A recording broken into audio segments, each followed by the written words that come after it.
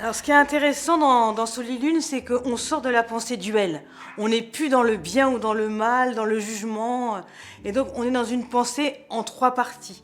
En fait, on a des zones d'ombre. Et une des zones d'ombre, elle est illusoire. Et une des zones d'ombre est aussi destructrice.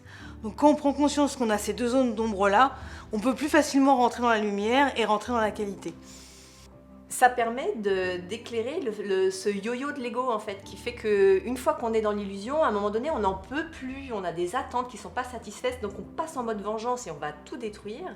Et une fois que la destruction, elle a bien tout détruit, on se dit bah non, je voudrais vivre autre chose, mais on va faire semblant.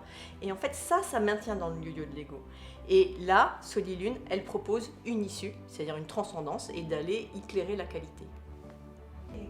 Ce qui m'a piqué, c'est la destruction. Alors je trouve que ces mots, il y en a certains sont très difficiles.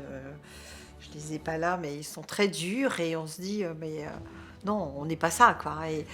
Et quand on associe les trois mots, qu'on regarde la carte et qu'on prend le livre pour détailler un petit peu par rapport toujours à notre question qu'on s'est posée, on se dit ah oui, oh, il y a un petit peu de ça aussi.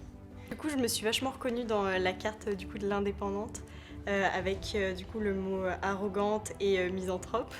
Quand je l'ai vu, ça a vraiment résonné en moi, même que ce soit les côtés négatifs ou positifs de la carte. Et quand j'ai lu dans le carnet, pareil, j'étais vraiment en accord avec cette carte-là. J'aime beaucoup quand je vois les gens jouer à notre jeu, c'est que ça révèle en eux des choses et en même temps ça parle aux autres, quoi. Il y a un effet miroir qui est très intéressant.